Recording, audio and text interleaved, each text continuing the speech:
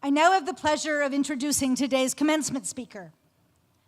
As you'll see in your program, our speaker was to be Congressman Ted Lieu, but he's unable to be here today and sends his deep regrets.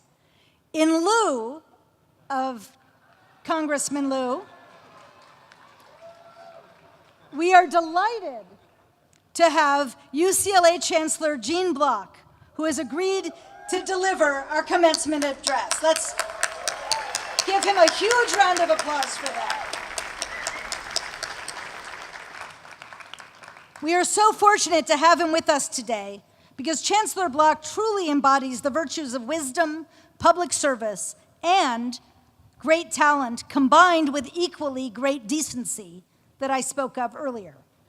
Chancellor Block has led UCLA for more than a decade, and in that time the university has improved on an already strong record of achievement that goes back to its founding back in 1919, 99 years ago. He's been a terrific supporter of this law school, working closely with us on a variety of important projects, including our wonderful new Veterans Legal Clinic on the grounds of the West LA VA. He has stood with members of our student population as they have faced adversity and uncertainty, and he has provided generous support for student scholarships. Chancellor Block, I want to thank you for being here today with us and for all that you do. A native of upstate New York, Chancellor Block earned his undergraduate degree at Stanford and a Master's of Science and PhD from the University of Oregon. There, and in 3 decades at the University of Virginia, he became a prominent expert in neuroscience, especially the neurobiology of circadian rhythms. His scientific research has focused on the ways in which organisms adjust sleep and wakefulness to the cycle of day and night, which might be a little bit ironic because as chancellor of this university, with more than 40,000 students and 4,000 faculty, he is definitely working both day and night. Now, it happens that Chancellor Block and I crossed paths before he came to UCLA and before I did as well. I was a law professor at the University of Virginia, while he was the university's vice president and provost. So I like to joke that I led the path from Charlottesville to Los Angeles, since I came to UCLA a year or 2 before him. He was appointed to lead UCLA in 2007 and is focused on the university's mission of public service. Under his guidance, UCLA has deepened its partnerships across this city, state, and globe to provide an unsurpassed education, have a phenomenally strong research enterprise, and improve lives with breakthroughs in a variety of endeavors here on campus. He's also a member of the faculty of the David Geffen School of Medicine, where he's a distinguished professor of psychiatry and biobehavioral sciences, and he also holds a joint appointment in the UCLA departments of integrative biology and physiology.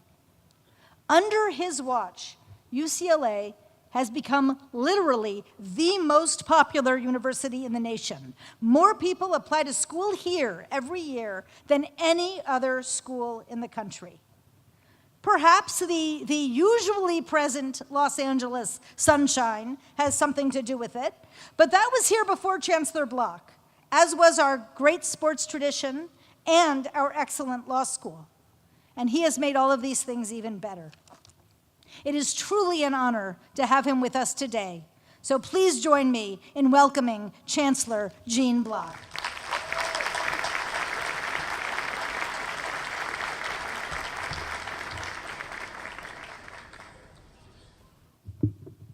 Thank you, Dean Mnuchin, and on behalf of UCLA, the Chancellor officially apologizes for the weather. This is extraordinary. But I must tell you, better than it being really warm out here, so bear with it. I think it's clearing up.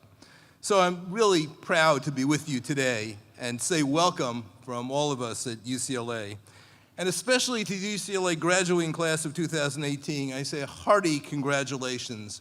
I know how hard your path has been. And as you know, I'm a stand-in, a sort of substitute teacher.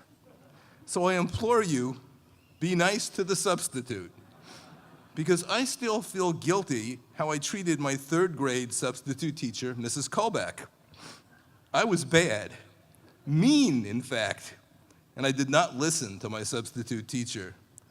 Well, fast forward a few years, and lo and behold, I ended up marrying Mrs. Colbeck's daughter, and she became my mother-in-law. So the moral of the story is be good today to your substitute speaker, because you can never tell when or where our paths will cross again. I should also mention, in all honesty, this is not the first time that I've been a substitute. When I arrived at UCLA 11 years ago, I had to stand in for former President Bill Clinton at our college graduation.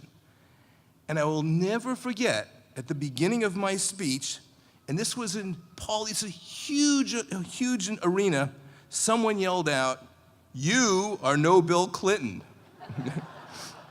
After that, I was traumatized and vowed never to be a stand-in speaker again, never again. And yet here I am, in part because I care about your dean, who is really spectacular, but mostly because I care about you, the students who are graduating today who are equally dazzling. You deserve a speaker, even if it's just a neuroscientist who occasionally tells lawyer jokes. But enough about me. We're here really to focus on you, that you accomplished all that you've done today. It takes, as you know, a lot of hard work to get here. It took sacrifice, it took struggle, a loan or two, probably a sore subject, I suspect, but you've persevered and you've made it to this moment. And you have much to be proud of, and I'm sure your families, friends, loved ones, and professors are equally proud of what you've accomplished. All of your outlining, site checking, all the journals and the clinicals and all the externships and exams have led you to this day. Today you become graduates of what I believe is one of the finest law schools in the nation, a real accomplishment. And once you take care of that little pesky matter called the bar exam, you'll be lawyers, so almost there. So I hope that you're reveling in the feeling of accomplishment. I hope you're excited about all the great things ahead of you. You know, law is absolutely a noble profession, and laws reflect the best values of our society, and lawyers ensure that those values are upheld. This is really a profound responsibility, and you know, many people, I suspect, who hire attorneys for routine matters really don't take time to think about that. They really don't think deeply about the services you're performing. But the lawyers really are the guardians of our legal framework, a framework that can be both durable, but it's sometimes rather fragile, and you really are there to protect it. Certainly, the highest value of our legal system, its most sacred promise, is equal justice under the law, and you're about to become defenders of that promise. Being a guardian of equal justice may not be easy. Some of you will represent people who are not liked, people who you may not like. Some who you will advocate for unpopular positions. Some of you will represent people who have made grave errors. But all of you will know and believe in the fairness of our system, its fidelity to its promises, and it will be yours to protect that. And make no mistake, you really have been trained in a sense to be combatants. But you've been trained to be a particular kind of combatant, a kind that society very much needs. In order to fight effectively as a lawyer, each of you has learned that you must follow the rules of engagement. Built into a structure of your profession is the recognition that in order to keep our society equitable, you also have to engage in honorable ways. You already know that you cannot do whatever it takes to win. You cannot win at all costs. You must adhere to rules of evidence, procedural codes, rules of professional responsibility, and you must comply with the law. There will be times when you will need to rely and you will need to find your ethical compass. That will certainly be the case when evaluating expert testimony. So as lawyers, you might sometimes hear about functional brain imaging, which falls within my area of neuroscience. There are experts in functional imaging who might testify during a trial or hearing that abnormal brain scans helped explain criminal behavior. Of course, you will then find other experts who will argue the opposite point of view. As lawyers, you will quickly come to realize that without a good grounding in statistics and an appreciation of how fuzzy the data can be in complex areas of biology and neurocognitive science, that you're going to have to rely on your own intelligence and your own sense of fairness to determine whether testimony meets your threshold for evidence. Sometimes, as I'm sure many of you have learned, there are valid reasons for the use of expert testimony. since it can be difficult, but it can be very difficult for non-experts to separate fact from supposition. Absent a strong background in the discipline, you really can never be certain how strong the data is that supports the expert's position. So I should add that those of us who have worked in the area of perceptual science, and early in my graduate career, I actually studied perceptual science, sometimes we recognize the nervous system believes that it's seen things that it actually hasn't seen. For example, when you see a two-dimensional diagram with multiple lines connected at various different angles, your nervous system may pull the object into three-dimensional space. You may actually see the object, which is simply on a piece of paper, as a three-dimensional object. And you can perhaps remember it, and it might look like a cube. This is commonly referred to as a Necker cube, and if any of you just, you can Google Necker cube, and you can see how a two-dimensional object is pulled into three-dimensional space. Our nervous system tends to interpret the physical world by simplifying and discarding information to make more sense out of sensory data. It's what Gestalt psychologists call pregnance theory. What it is, it's a tendency to simplify complex visual representations. In fact, you throw out a huge amount of information you're taking in from your environment to simplify and try to make sense of the environment. Thus, the object you may remember is very different than was actually presented to your retinas. And that's important to recognize what you may be seeing and remembering is not actually what's happened. Similarly, and this is an area that I've published in, is the phenomena of apparent movement. You perceive lights moving lights appear to be moving, but really it's just blinking lights. In reality, it's nothing more than lights blinking in a particular pattern, and yet you're convinced that lights are moving across the surface. Your brain misinterprets this blinking, and you remember it as actual movement. Okay, I can see many of you are now glazing over at the science. I'm going to stop. The point that I'm trying to make is that your memory of objects, of the timing and sequence of events, can be remarkably different from what is actually happening in the physical world. And I know how important that is when people are recalling events, especially emotional events. Our memories depend on many environmental and cognitive factors that cannot always be trusted. So your witness, if you're in a trial, for example, may remember events that never happened, or at least didn't occur in the sequence that they remembered. That's really called what neuroscientists often call processing errors. There's another type of processing error which worries me more, and this is implicit bias. And of course, you have an expert here in the law school, Dr. Jerry Kong, who also serves as my Vice Chancellor for Equity, Diversity, and Inclusion. And those of you that are familiar with implicit bias will immediately recognize and hopefully compensate for this human tendency to unconsciously stereotype and categorize people and their actions, even though you have either no or very little details about them personally. The fact that we are all capable of doing this and not even being conscious about it makes it truly frightening.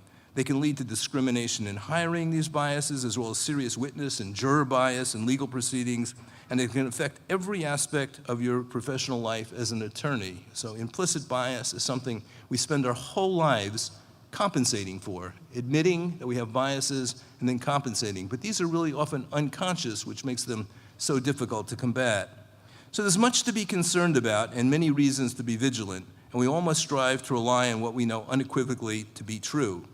More and more, especially in our culture, we hear about a war on facts, and there has never been more discussions about what is a fact and what is not a fact, and whether there are alternate facts than there is today in our political environment. And people are really worried what this can mean for society. I mean, this is, for a scientist, this is frightening that facts are so casually called facts when in fact there's sometimes very little data to support the quote fact. You know, the assault on facts is nothing new. You're all familiar with the Scopes monkey trial in 1925, which targeted the teaching of evolution in public schools. And astrology is still with us, going strong at many quarters. And my Aunt Millie, so I have a story, Aunt Millie. So my Aunt Millie actually wrote horoscopes for a popular magazine in the 1950s. So she wrote people's fortunes each day. Sometimes when she grew tired of her work, she would turn to me, an 11-year-old, and have me dictate the astrological predictions that would be published. So I might say something like, be careful of fast-moving objects today. And Aunt Millie would put that in the magazine. That would be the warning to everybody for Tuesday. So I learned about the so-called science of astrology firsthand from Aunt Millie. So there are challenges to data and facts, and pseudoscience can be very discouraging, and you have to deal with it as an attorney. I find I have to deal with it often as a citizen, certainly, and as a leader. But today, as I look out, I feel hopeful and inspired. As lawyers, you'll become more than representatives for your clients, more than associates at your firms, and more than advocates for your causes. You will stand for the proposition that facts and knowledge matter. I know that you'll stand loudly and proudly with the confidence you've earned during your time at UCLA. You've learned the ability to establish what is a fact and what is not supportable. I'm optimistic that you will stand for the best traditions in your profession. I know you will use your skills to deliver justice to those who've been mistreated, to set precedents, and to protect generations to come. I know that you will defend our nation's deepest values and champion our highest aspirations. Why am I so optimistic? Because I know that UCLA students are already problem solvers and public servants. As mentioned, UCLA students have been traveling to Texas to render aid to families seeking asylum. You've been going to Washington and helping with First Amendment and criminal justice cases at the Supreme Court. You're helping veterans here at LA at the Veterans Legal Clinic, and I am deeply thankful for you doing that. Our veterans in this city need a tremendous amount of support, and I appreciate your time. You're serving on neighborhood councils and pioneering green technology. You're organizing liberation lawyering conferences and starting disability law journals. It's really extraordinary, the range of contributions of our law students. You're already exercising power in the service of principle. You're already demonstrating the value of a UCLA law education. You're already making all of us proud. I know you will continue to do so. I know you will take your skill and all of your will, your intelligence, your passion, your strength, your faith, your courage, and your love, and you will continue to seek not only private interest, but also the public good. As you leave this campus, know that you're not really leaving UCLA. At least I hope you're not leaving UCLA. The resources of the alumni office, your fellow graduates, and the larger UCLA family, of which there are now approximately 500,000 UCLA alumni of professional schools and undergraduates, so we're all here to support you. So once again, I want to congratulate you and wish you well. I hope you're all extraordinarily successful, but more importantly, I hope each one of you makes a real difference, and I really believe you will. So my congratulations to the class of 2018. You're spectacular. Thank you.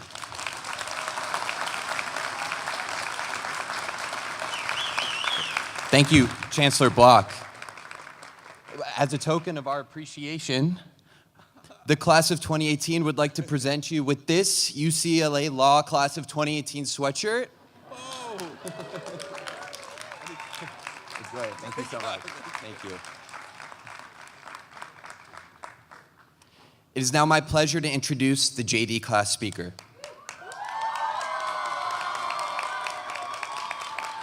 Jeana Hong came to UCLA Law to become an attorney who serves marginalized peoples in efforts to build power in their communities.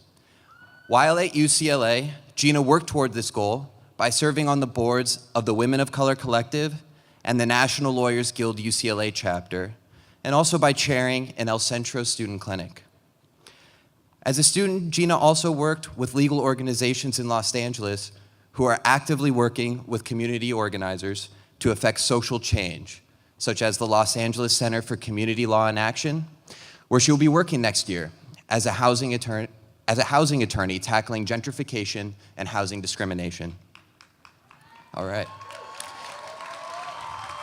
Prior to law school, Gina received her Bachelor's of Arts degree from New York University, go Violets, and focused her studies on reclaiming resources for power in political economy. She is graduating from UCLA Law today as a member of the Epstein Public Interest Law and Policy Program, and with specializations in critical race studies and international and comparative law. Please welcome our JD class speaker, Jeana Hong.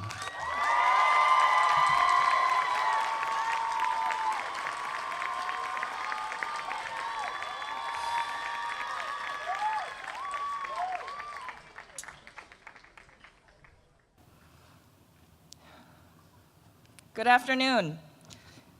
Thank you for this opportunity to speak and uplift the journey that we took together. First, to our friends, family, and community.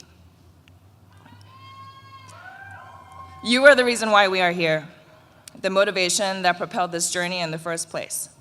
I'm sure that I speak for all of us when I say welcome and thank you for being there over the years.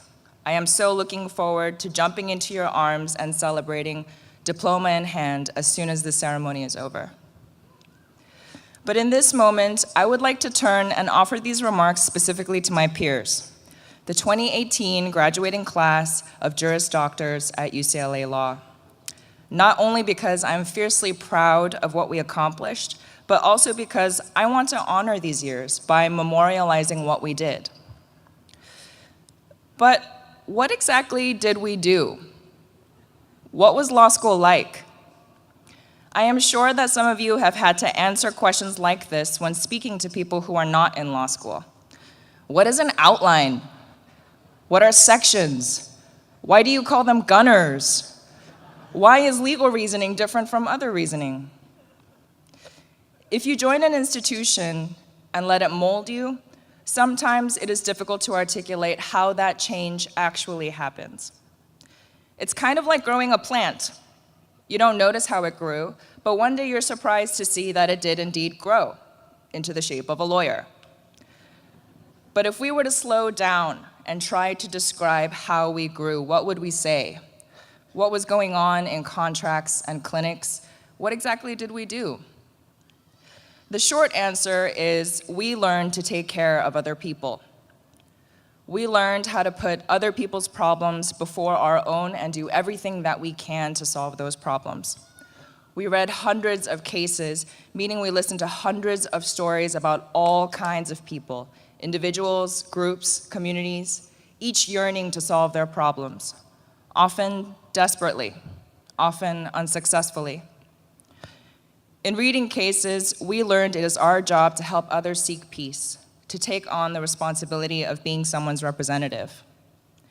I do not mean to imply that we are just problem solvers.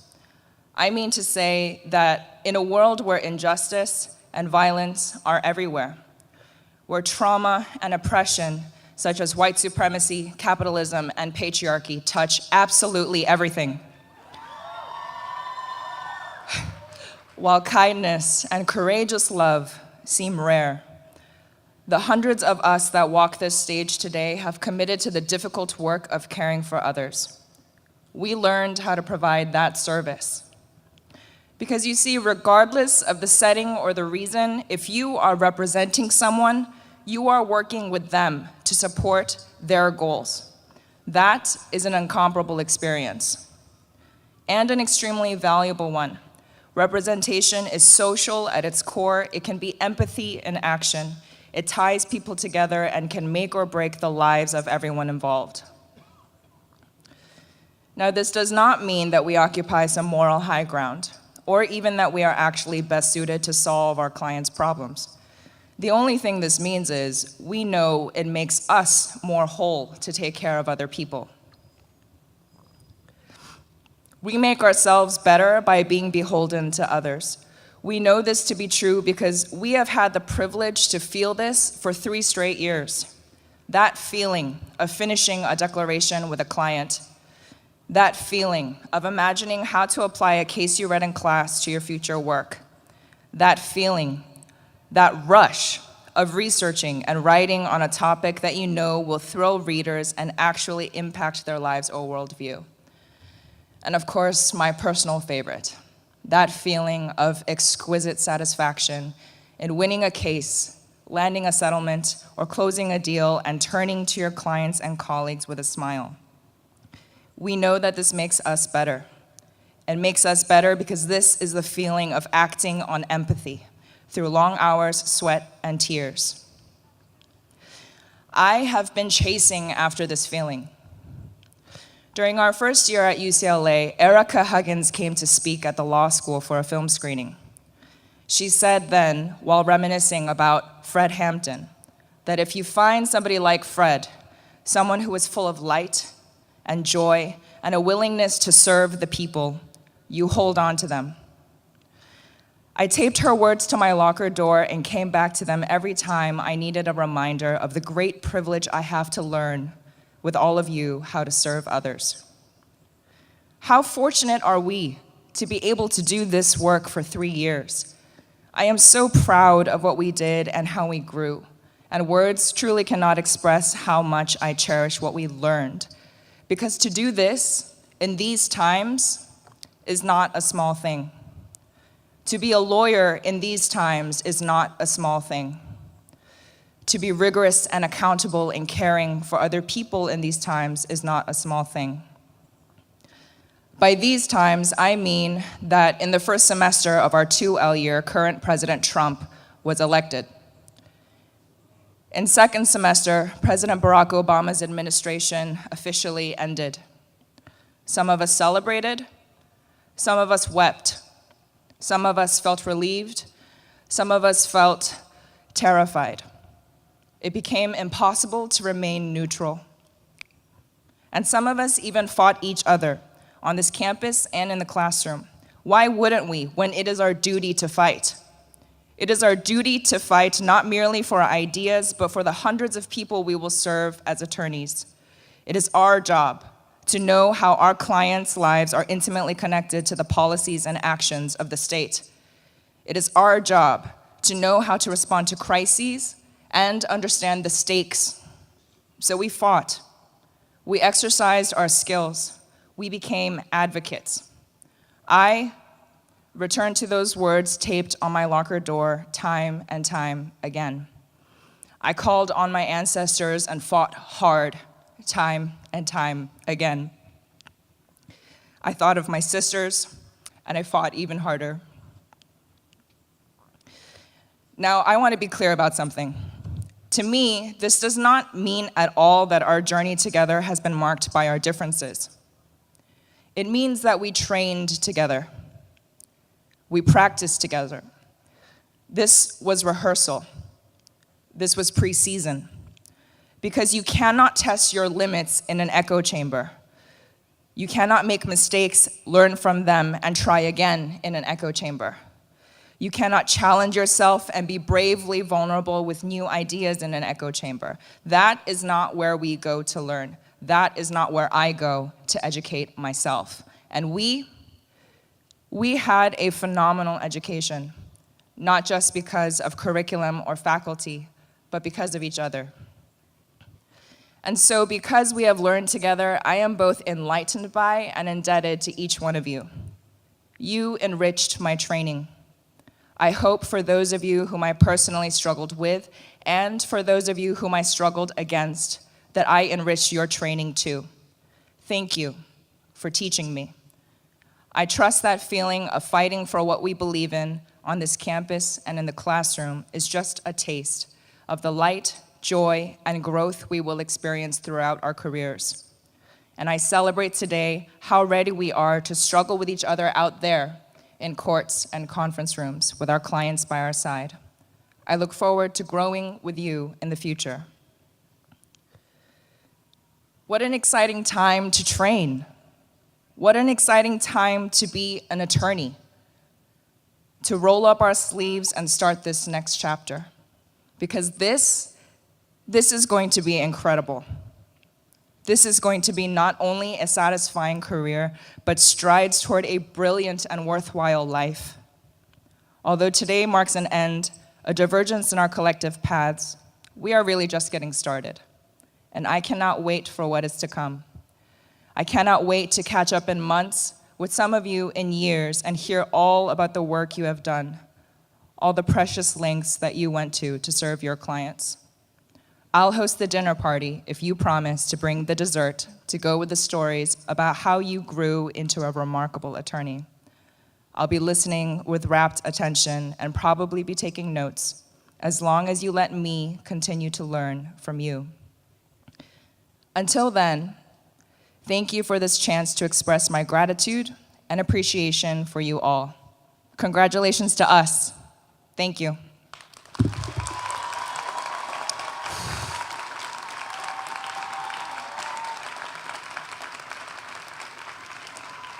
Thank you, Gina.